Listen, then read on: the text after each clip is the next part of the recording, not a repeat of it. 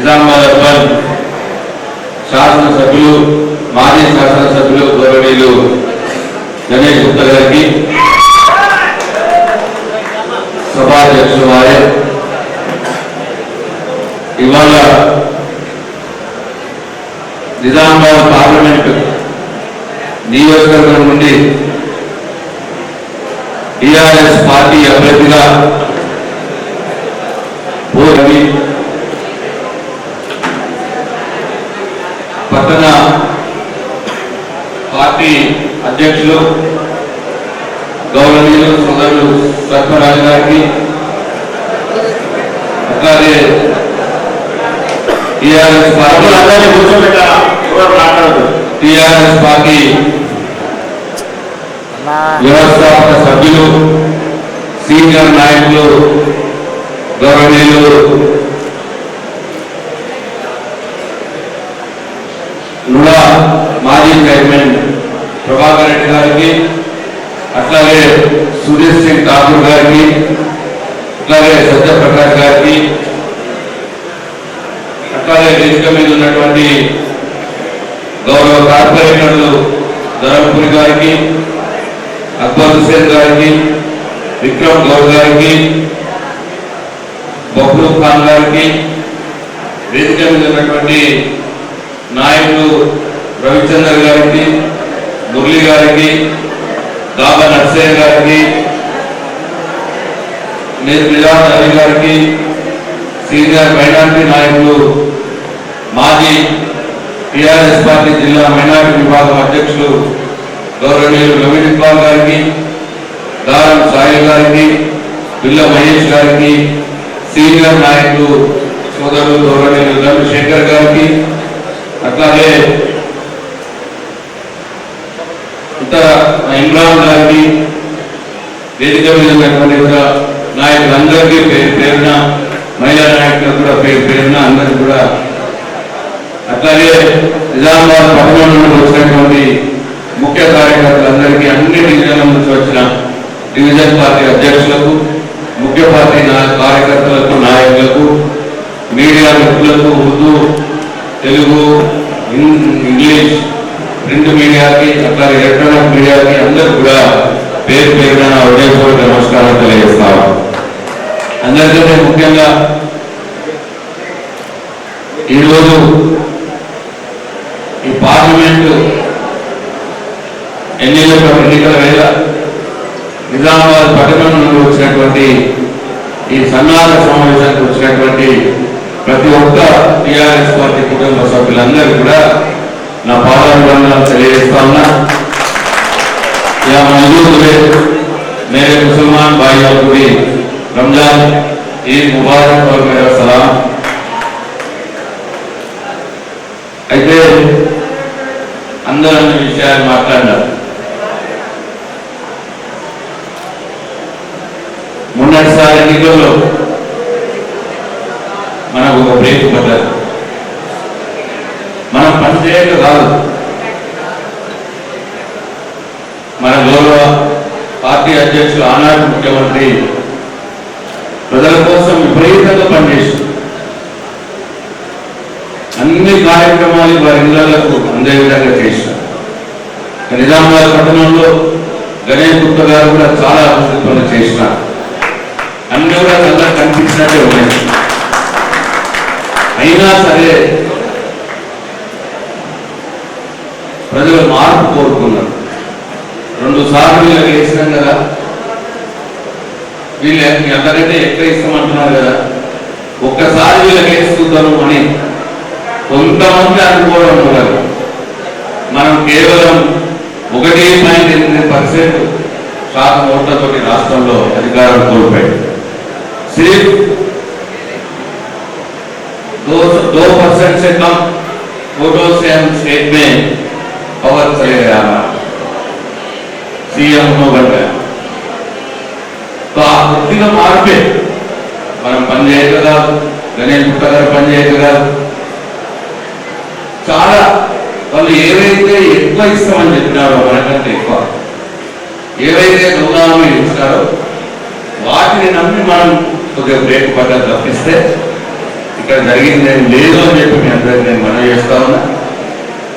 అధికారం పోగానే ఏదో అయిపోయినట్టు, ఏదో గొప్ప ముడినట్టు ఇవాళ పార్టీని మారుతా ఉన్నారు కొందరు. ఈ జిల్లాలో కూడా కొంతమంది పోతా ఉన్నారు. ఈ నియోజకవర్గంలో నిజామాబాద్ పట్టణంలో కూడా కొంతమంది పైన ఏం పర్వాలేదు, డబ్బుల కోసమో అధికారం కోసమో పండ్ల కోసమో మన పార్టీని వదిలిపెట్టి పోయిన చెత్త పోదు, ఏం పర్వాలేదు. ఇవాళ ఇంత వికాసమైన ఇంతమంది నాయకులు ఉన్నారు మన నిజామాబాద్ పట్టణంలో. నాకు డాష్ మీద స్టేజ్ మీద కూర్చున్నవారు మీరు ఉన్నారు, అందరూ ఆలోచించేలా ఉన్నారు. చాలా మనం పోయిన వాళ్ళ గురించి ఆలోచించాల్సిన అవసరం లేదు. 2014లో మనం ఎన్నికలకు పోయినప్పుడు ఈ రాష్ట్రంలో చాలా తక్కువ మంది నాయకులే ఉండేది. అయినా సరే కేసీఆర్ ముఖ్యమంత్రి అయ్యారు. 2001లో ఉద్యోగం మొదలుపెట్టినప్పుడు చాలా మంది పెరిగేటంత మందినే ఉంటుంది. అయినా సరే తెలంగాణ రాష్ట్రం తెచ్చుకున్నాం. కాబట్టి ఏదో ఇవాళ కొంతమంది పోతున్నారు అని భయపడాల్సిన అవసరం లేదు. ఈ కాంగ్రెస్ పార్టీ యొక్క ఈ ప్రభుత్వం యొక్క అసలు రూపం, అసలు స్వరూపం తొందరలోనే ప్రజలకు అర్థమైంది. మళ్ళీ మనకు పునర్వైభవం వస్తుంది మీ అందరికీ నేను మనం చేస్తాను. కాబట్టి ఎవరు కూడా భయపడాల్సిన పని లేదు. ఇక్కడ నేను గెలిచిన వాళ్ళు ఏమున్నా, మన సురేష్ రెడ్డి గారు ఎంపీ ఉన్నారు, జిల్లా చైర్మన్ గారు ఉన్నారు, అధికారం ఉన్నాం మేము, బాధాప్త అధికారం. మొన్న ఓడిపోయిన మీ నాయకులుగా గణేష్ గుప్తా గారు కూడా शेर है सभा से अंदर किसी को डरने का नहीं है, कहाँ तक जाना है वहां गाएंगे।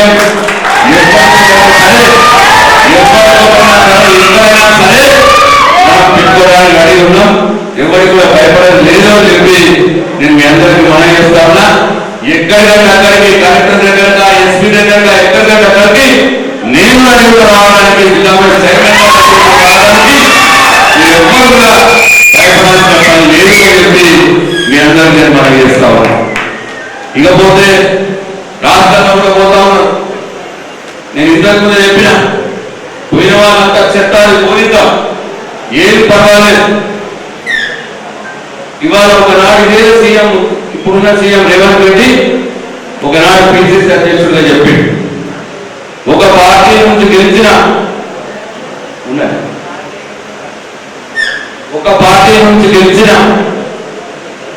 అభ్యర్థులు లేదు నాయకులు ఇంకో పార్టీలోకి పోతే వాళ్ళని రాళ్లతో ఒకటి చంపేయండి అని చెప్పి రేవంత్ రెడ్డి చెప్పింది.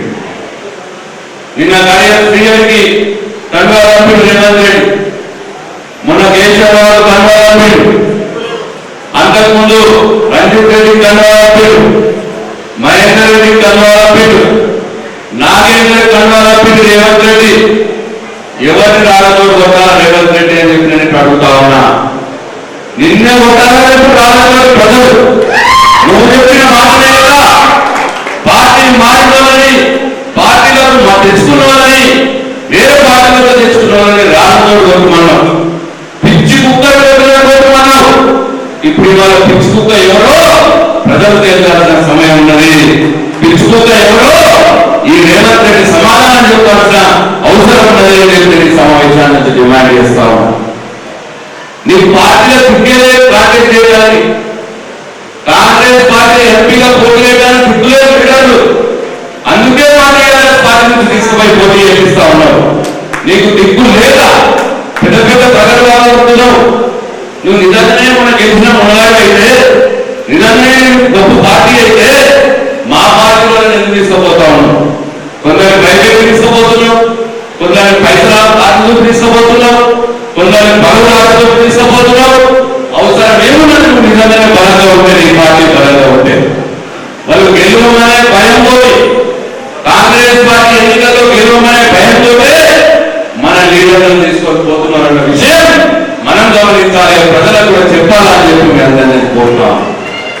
బీజేపీ పార్టీ అంటే అక్కడి నుంచి పోటీ చేయడానికి కూడా దొరకలేదు.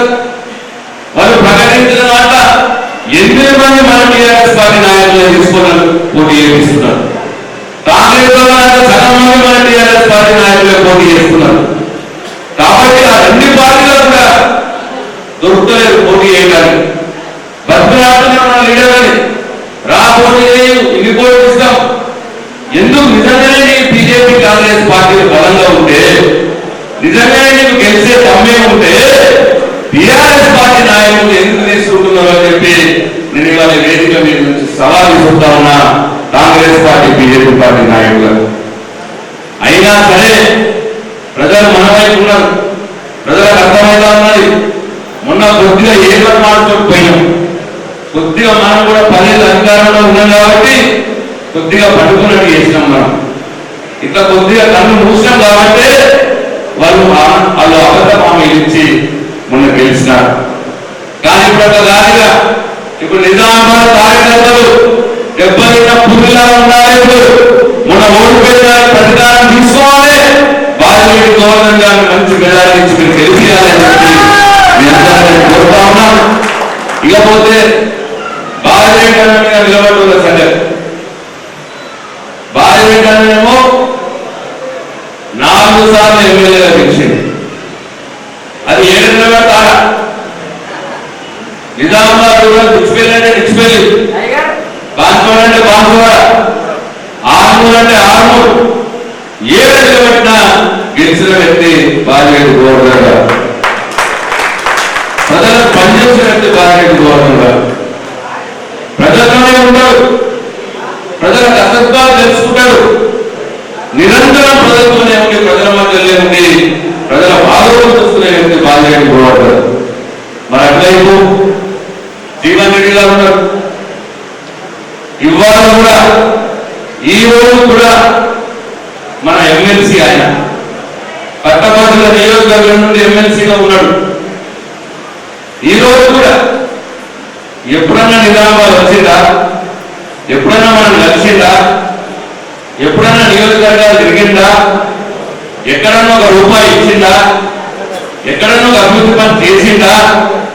మరి వాళ్ళ ఎమ్మెల్సీగా ఉన్న వ్యక్తి, మన నిజామాబాద్కు ముఖం పెట్టుకున్నటువంటి వ్యక్తి, మరి ఆయన మన వద్ద ఓటేస్తామన్న విషయం ప్రజల్లో చెప్పాలని చెప్పి మీ అందరికి మనం చేస్తాము. మనకు తెలుసా ఆయన మన మంచి చెడు పట్టించుకున్నా, మన దాదాపు ఫోన్ చేసిందా, మన పోలీస్ స్టేషన్ అవసరం ఫోన్ చేసిందా, ఇంటికి పోతామా ఆయన మన ఇంటికి వచ్చిందా? అసలు ఎవరైనా జీవన్ రెడ్డి అనే వ్యక్తి మీకు తెలిసిన ఒక చేయలేకూడదు. ఆయన తెలుసా మీకు? తెలుగులో చేయలేకూడదు. జీవన్ రెడ్డి అంటే ఉపాధి తెలియమని ఆయనకి ఎందుకు కూడా. ఇంకా బీజేపీ ఎంపీ అభ్యర్థి, ఆయన సిట్టింగ్ ఎంపీ, ఆయన కూడా మనతో కలిసి ఉన్నాడు, ప్రజలతో కలిసి ఉన్నాడు. ఏమన్నంటే బాధ్యతగా నిలబడి సోషల్ మీడియా మాట్లాడుతుంటారు. కానీ ఎక్కడ కూడా ప్రజలతో కలుసుకునే వ్యక్తి కాదు, ప్రజల మంచి చెడు చూసిన వ్యక్తి కాదు. కాబట్టి పోయి మనతో మాట్లాడాడు, పార్లమెంట్ లో మాట్లాడి ఎప్పుడన్నా 5 ఏళ్ళు ఎంపిక చేశాం. ఎప్పుడన్నా అరవింద్ గారిని పార్లమెంట్ లో మాట్లాడగా మనం చూసామా? कभी हम देखे क्या? अरविंद जब पार्लियामेंट में बात करे तो एक दिन भी देखे हम नहीं देखे। राजा कहना था सिर्फ उसको, बस उसको पब्लिक के लिए बात करना नया था, खाली गालियां देना था. ఎన్నడూ పార్లమెంట్ లో మాట్లాడినోడు, ఎన్నడూ మనం కలవనోడు, ఎన్నడూ మనం అభివృద్ధి డబ్బులు ఇవ్వనోడు ఇవాళ ఆయనకి ఎందుకు ఓటేయాలి? ఇంకా ఆయన చెప్తున్నాయి, ఇది పెద్ద కుట్ర జరుగుతుంది. వాళ్ళ వీళ్ళిద్దరు ఒకటే, జీవన్ రెడ్డి అరవింద్ ఒకటే, రేవంత్ రెడ్డి నరేంద్ర మోడీ కూడా ఒకటే. ఎట్లా అంటారా? పోయినసారి ఎంపీ ఎలక్షన్లు కవితమ్మ నిలబడ్డది టీఆర్ఎస్ పార్టీకి. కవితమ్మను ఓడగొట్టడానికి జీవన్ రెడ్డి కాంగ్రెస్ పార్టీ మొత్తం కూడా అరవింద్ కోటేపించింది.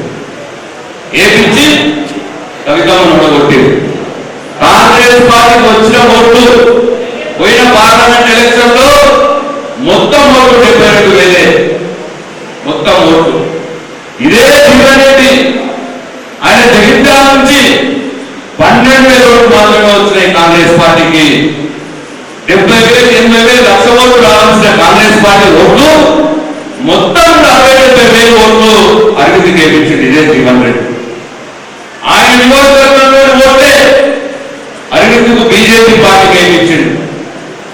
ఇదందరూ ఒకసారి గుర్తు చేసుకోవాలని చెప్పి మనం చేస్తున్నాం. मीडिया मित्रों కూడా मेरे उर्दू मीडिया भाइयों को मैं गुजारिश करता हूँ, ये साफ जो है ये तो हकीकत हुआ था, ये पब्लिक के सामने लाना है. आपको मेरा गुजारिश है जरा इसको लाना है. పోయినసారి ఎలక్షన్లో మళ్ళీ చెప్తా ఉన్నా, పోయినసారి ఎలక్షన్లలో కాంగ్రెస్ పార్టీ ఓట్లను కూడా అరవింద్ గెలిపించి బీజేపీ పార్టీ గెలిపించి అరవింద్ గెలిపించినారు. ఇదే జీవన్రెడ్డి నియోజకవర్గంలో కేవలం 12,000 ఓట్లు పడ్డాయి కాంగ్రెస్ పార్టీకి. మిగతా 60,000 ఓట్లు అరవింద్ గెలిపించినారు బీజేపీకి. ఏపీ అరవింద్ గెలిపించినారు. మళ్ళా ఎప్పుడే జరిగింది తెలిసిన ఇప్పుడు ఒక జరిగింది. ఇవాళ సుదర్శన్ రెడ్డి గారు భోజన ఎమ్మెల్యే గెలిచినాడు. ఆయన గెలుపు కాదు, అక్కడ కూడా కాంగ్రెస్ పార్టీ బీజేపీ పార్టీ కుట్ర చేసినారు. చేసిన కార్యక్రమం ఇవాళ కాంగ్రెస్ పార్టీ తీసుకున్నది. దీన్ని అందరూ కూడా గమనించాలని చెప్పి నేను కోరుతా ఉన్నా. मेरे मुसलमान भाइयों को मैं गुजारिश कर रहा हूँ, ये 2000 साजिश है, ये कांग्रेस पार्टी ही कैंडिडेट लगा के पूरे हिंदू वोट पूरे बीजेपी को जाने के लिए शतरंज चला रहे. ये आप लोग समझना, ఇది కూడా అందరూ కూడా గమనించాలి, అందరు కార్యకర్తలు కూడా గమనించాలి. మళ్ళీ ఈ ఎలక్షన్లో కూడా కాంగ్రెస్ పార్టీ బీజేపీ పార్టీ ఒకటైపోయి బీఆర్ఎస్ పార్టీని ఉడగొట్టడానికి ప్రయత్నం చేస్తున్నారని చెప్పి ఈ సందర్భంగా మన ప్రజలకు ఎవరు చెప్పాలి. ఇట్లా ఎవరెన్ని చేసినా మన పులి నిన్ననే బయటకు వచ్చినాడు, నిన్ననే ప్రజల కోసం పోయినాడు. ఇవాళ కాలు వచ్చేదైనాము, బిడ్డ జైల్లో ఉన్నది, గుండె నిండా దుఃఖం ఉన్నది. అయినా సరే ఈ కాంగ్రెస్ పార్టీ అనాలోచిత నిర్ణయాల వల్ల, వాళ్ళు నీళ్లు ఇవ్వకపోవడం వల్ల, వాళ్ళు కరెంట్ సత్తలు ఇవ్వకపోవడం వల్ల రైతుల పంటలు ఎండిపోతున్నాయని చెప్పి ఆ ఎండిపోయిన పంటలను చూసి రైతులకు భరోసా ఇవ్వడానికి నిన్న కేసీఆర్ గారు బయటకు వచ్చిన సంగతి కూడా మనందరం గమనించాలని చెప్పి నేను కోరుతా ఉన్నా. మన కేసీఆర్ అండగా ఉన్నాడు. మన రైతాంగానికి మన పార్టీకి మనం భయపడాల్సిన అవసరం లేదు. ఎందరు పోయినా చెక్కపోయినా కేసీఆర్ ఒక్కరు చాలు మళ్ళీ మన పూర్వ వైభవాన్ని తీసుకురావడానికి అని చెప్పి నేను మీ అందరికీ మనం చేస్తా ఉన్నా. అట్లనే ఇవాళ చాలా హామీలు ఇచ్చినాడు రేవంత్ రెడ్డి. ఈయన కూడా రేవంత్ రెడ్డి నరేంద్ర మోడీ కూడా ఒకటే, దయచేసి గమనించాలి. అందుకే మొన్న ఆయన వచ్చినప్పుడు గుజరాత్ మోడల్ కావాలి, గుజరాత్ మోడల్ బాగుంది, తెలంగాణలో నేను కూడా గుజరాత్ మోడల్ పెడతా అని చెప్పి రేవంత్ రెడ్డి అన్న మాట ఒకసారి గుర్తు తెచ్చుకోవాలి. నరేంద్ర మోడీ బడే భారీ అన్న మాట ఒకసారి గుర్తు తెచ్చుకోవాలి. रेवंत रेड्डी ने बोलता है कि नरेंद्र मोदी जब गुजरात में थे वहां जो पूरा पालन हुआ वो मॉडल जो है वो अच्छा है, गुजरात का मॉडल तेलंगाना में लगा दूं बोल के रेवंत रेड्डी बोल रहा. और यही रेवंत रेड्डी बोला कि नरेंद्र मोदी जी को मेरा बड़ा भाई बोल के बोला, मतलब बड़ा भाई छोटा भाई एक ही है. रेवंत रेड्डी नरेंद्र मोदी एक ही है और ये भी जरूर होगा. ये रेवंत रेड्डी जरूर बीजेपी में जाएगा इलेक्शन के बाद. ये रेवंत रेड्डी बीजेपी एक हो जाएंगे और हुकूमत चलाएंगे, असली कांग्रेस को डुबा देंगे ये लोग, ये आप देख लीजिए. इसलिए बड़ा भाई छोटा भाई एक हो रहे. ये मेरा मुसलमान भाइयों, निजामाबाद के तमाम मुसलमान भाइयों, ये गौर करना, ये देखना जरूरी होगा.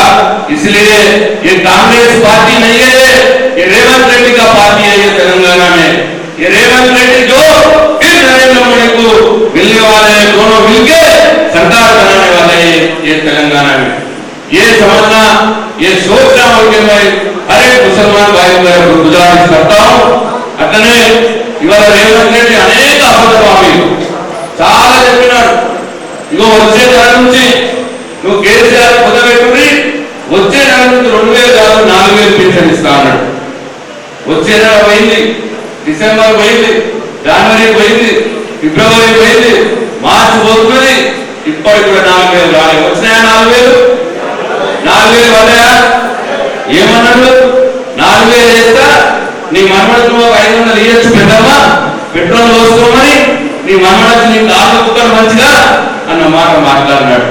పాప మన పెద్దమ్మ చిన్నమ్మ నమ్మి వీడు రానే 4000 ఇస్తాడేమని చెప్పి ఇప్పుడు చూస్తున్నారు. 2000 కూడా నేను బాగా మన 3 నాడు తిరిగితే ఒక ఆమె వచ్చింది, ఒక పెద్దమ్మ, వీడు ఇంట్లో పీపీఎల్ 4000 ఇస్తానే నమ్ముతుంది వేసి ఇప్పుడు ఎడిపోయలేవు అన్న మాట మాట్లాడుతున్నారు. ప్రజల్లో ఇక్కడ జరుగుతా ఉన్నది చర్చ. ఇవాళ చాలా విషయాలు చెప్పాడు. ఎవరికైతే పెన్షన్లు రావో ప్రతి ఆడబిడ్డకు 2500 రూపాయలు 1వ తారీఖు నాడు గవర్నమెంట్ ఆఫీసులకు జీతాలకు వస్తువులతో పంపిస్తానన్నాడు. ఎన్నో 1వ తారీఖు వెళ్ళిపోయినాయి, ఇప్పుడు 1వ తారీఖు పోయినాయి, కానీ ఆ 2500 మాత్రం లేదు. ఇవాళ ప్రతి ఆడబిడ్డ చూస్తా ఉన్నది, ఎప్పుడు అవకాశం వస్తుందా మేము ఎప్పుడు పొందవేద్దామా అని చెప్పి చూస్తా ఉన్నది. కాబట్టి ప్రజల్లో ఈ మార్పు వస్తా ఉన్నారు. ఇంకా చాలా చెప్పినాడు. రైతులకు 15,000 రైతు భరోసా అన్నాడు. ఉన్న 10,000 రైతు బంధే చక్కగా పడతలేదు.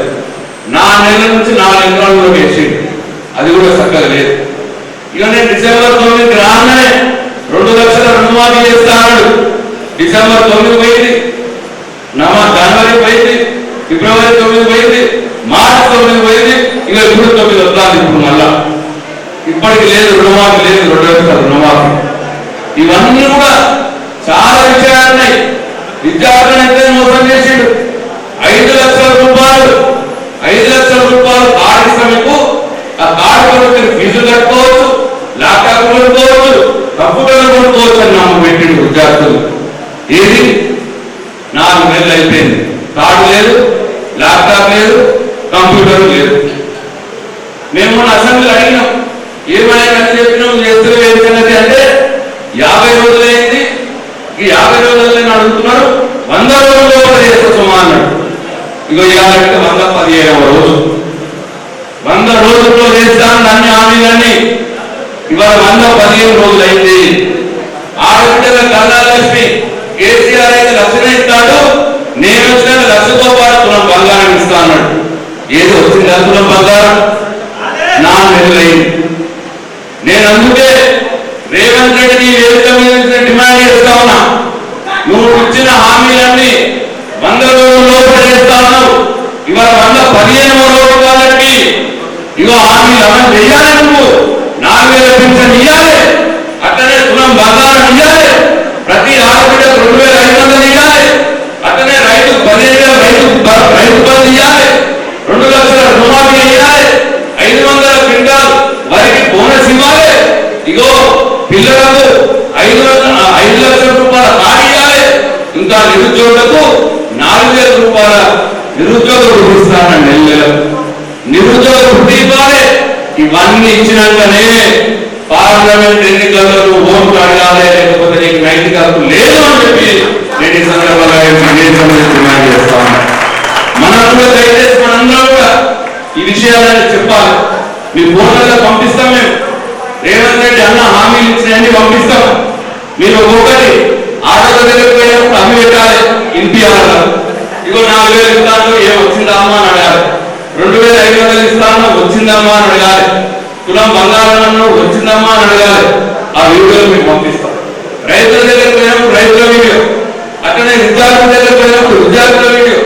ఇంకొకటి ఏం చెప్పిండు, ఆడపిల్లలు ఎవరైతే కాలేజీలో పోతారో వాళ్ళందరికీ స్కూటీ ఇస్తారని చెప్పిండు. ఎలక్షన్లలో అడగాలి, స్కూటీ వచ్చిందా చెల్లి అని చెప్పి అడగాలి. 5 లక్షల కార్డు వచ్చిందా తమ్మి అని అడగాలి. 4,000 నిరుద్యోగులకు పడ్డదా తమ్మి అని అడగాలి. ఇవన్నీ కూడా మీకు వీడియోలు పంపిస్తాం. మీరు ఇంటింటికి దయచేసి ఎక్కువ అవసరం లేదు. పొద్దున 2 గంటలు, సాయంత్రం 2 గంటలు మీ ఏరియాలో ఇంటింటికి పోవాలి. మీ ఫోన్లలో పంపిస్తాం, అది చూపించాలి, చూపించి అడగాలి దయచేసి. మళ్ళా ఇవన్నీ చేయకున్నా సరే ఒకవేళ కాంగ్రెస్ పార్టీకి ఓటేసి మా ఎన్నికల్లో ఏమనుకుంటాడైనా, ఓహో నేను హామీలు ఇచ్చినా చేయకున్నా సరే ప్రజలు నాకు ఓట్లేసిరు, నేను హామీలు అమలు చేయకున్నా నడుస్తుందన్నట్టు దృష్టిలో పోతారు. కాబట్టి నేను నిజామాబాద్ ప్రజలు విజ్ఞప్తి చేస్తా ఉన్నా, కాంగ్రెస్ పార్టీ హామీలు ఏవైతే ఇచ్చిందో అవి అమలు కావాలంటే ఈ ఎన్నికల్లో కాంగ్రెస్ పార్టీని పొందబెట్టాలి. పార్లమెంట్ ఎన్నికల్లో కాంగ్రెస్ పార్టీకి బుద్ధి చెప్తే వాళ్ళకి భయం ఉంటుంది. అట్లీస్ట్ ఎన్నికల తర్వాతనైనా మాకు ఓటు వేయగా మళ్ళీ 5 ఏళ్ళకు ప్రజలు మేము చెప్పిన హామీ అమలు చేయకపోతే ఒక 5 ఏళ్ల తర్వాత ఓటు పడేయన్న భయంతో హామీలు అమలు చేస్తారు. లేకపోతే మేము హామీలు అమలు చేయకుండా మళ్ళా రెండోసారి మాకు ఓటు వేసేట్లు, మొదటిసారి నమ్మించినాం, రెండోసారి మాకు నమ్మి ఓటు వేసేట్లు, హామీలు అమలు చేయకుండా పర్వాలేదు అని మనం అడిగేటోళ్ళు లేరు. ఒక్క విషయం ఆలోచన చేయాలి. ఇప్పుడు ఎలక్షన్ ఉండగా కూడా, ఎన్నికలు ఉండగా కూడా హామీలు అమలు చేస్తలేడంటే మళ్ళా ఆయన ఓటు తగ్గుకొని ఎలక్షన్లు అయిపోయిన తర్వాత మనని ఎవరన్నా కాంటారా, మనని ఎవరన్నా అడుగుతారా, ఒక్కసారి ఆలోచన చేయాలని చెప్పి నేను కోరుతా ఉన్నా. इलेक्शन के बाद में अगर हम फिर कांग्रेस पार्टी को वोट डालें, इलेक्शन के बाद में कोई फर्क नहीं देखने वाला अपने को। एक बार झूठे वाला करके इलेक्शन जीत लिया हो और ये पार्लियामेंट इलेक्शन में भी दोबारा वोट अगर उसको मिले तो कोई वादा पूरा नहीं होगा। ये हमारे मुसलमान भाइयों को समझाना। ఈ విధంగా మనందరం కూడా పొద్దున 2 గంటలు, సాయంత్రం 2 గంటలు ఈ ఎలక్షన్ లో కలిసికట్టుగా పనిచేసి, ముఖ్యంగా ఇక్కడ మైనారిటీ ఏరియాలో ఎక్కువ ఉంటుంది కాబట్టి మైనారిటీ సోదరులందరూ కూడా మనం చేస్తా ఉన్నా, ఇంటింటికి వెళ్ళి కలిసికట్టుగా పనిచేసి బాలరెడ్డి గారిని మంచి మెజారిటీతో ఈ అర్బన్ నియోజకవర్గం మంచి మెజారిటీతో గెలిపించాలని చెప్పి నేను అందరినీ కోరుకుంటూ మరొకసారి